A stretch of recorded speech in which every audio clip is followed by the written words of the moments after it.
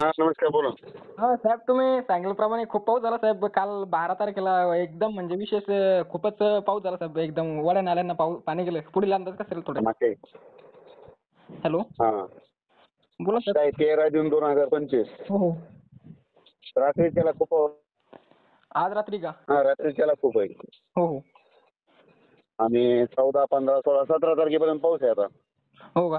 तेच म्हणलं साहेब, कारण की तुम्ही मागील भरपूर अंदाज सांगितला होता की 12-13 पासून तर 20 तारखेपर्यंत खूपच पाऊस पडेल. तर ते सांगितल्याप्रमाणे साहेब कालच दिनांक 12लाच खूपच भयानक पाऊस झाला साहेब इकडे मराठवाड्यात साहेब.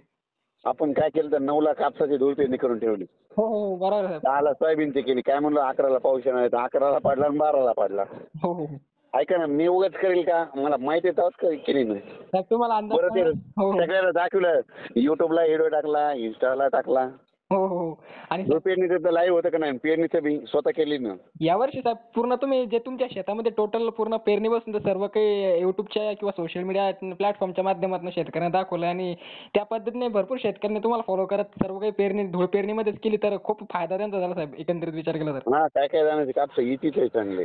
हो हो, इथे झाले साहेब. आणि आता ते कापूस म्हणजे जे मागे ना आता जे लावून त्याच्यापेक्षा त्यांचे कापूस खूप मोठे होईल असं तरी दिसून येईल. हो हो. आणि साहेब तुमचा अंदाज म्हणजे काळ्या दगडावरची जी रेस असते तशा पद्धतीने साहेब म्हणजे डायरेक्ट न बरं, ते आपलं त्या दिवशी लाल लाला झालं तर खरंय की नाही मग आता? विशेष नाही साहेब. तुम्ही सांगितलं होतं त्या दिवशी लाळा त्याच्यानंतर 72 तासात. तर तुम्ही त्या दिवशी आपलं लास्ट अपडेटमध्ये सांगितलं होतं की 24 घंटेच वेट करावं लागेल म्हणजे वाट बघायला लागेल शेतकऱ्यांना. हो. आणि हे पुन्हा ते चातक पक्षाचं टाकले ना आज स्टेटस आपलं इन्स्टाला. हो का? चातक पक्षी काय म्हणते, पावसाळ्यात म्हणते पेरते व्हा म्हणते, बघा ना तुम्ही. हो, हो. ते लक्षात आलं साहेब माझ्या. ते पण जुने लोक म्हणायचे ते पण लक्षात आलं. टाकलं मी आज बघा. हो का? म्हणजे हा? काय म्हणलं हो साहेब, राहिलेलं काही धूळमध्येच पेरलं तुम्ही सांगितल्याप्रमाणे. परंतु काय असतं की आता भरपूर प्रमाणामध्ये लागवड आहे. तर मग आता आज पेरलं का, लावलं का कापूस काही? हां, कापूस लावला साहेब आज 2 एकर राहिलेला. संध्याकाळी फोन लावा पाऊस पडला मला.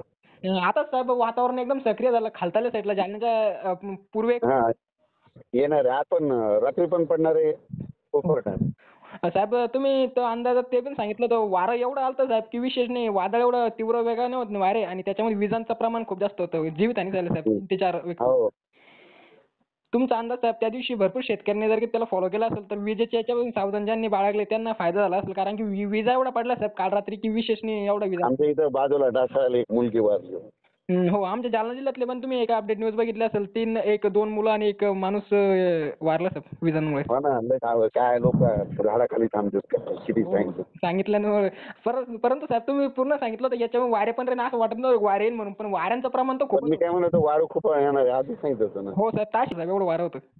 120 स्पीड असेल, 120. हो, हो. खूप वेगवान वारे आहेत साहेब. म्हणजे पत्र कधीच हलले नव्हते. परंतु जे शेडचे पत्र आहेत ना ते देखील हलले होते काल रात्री.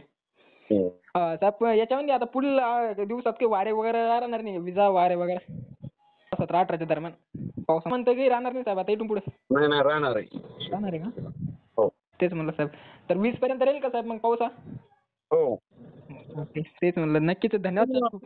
हो. हो, हो.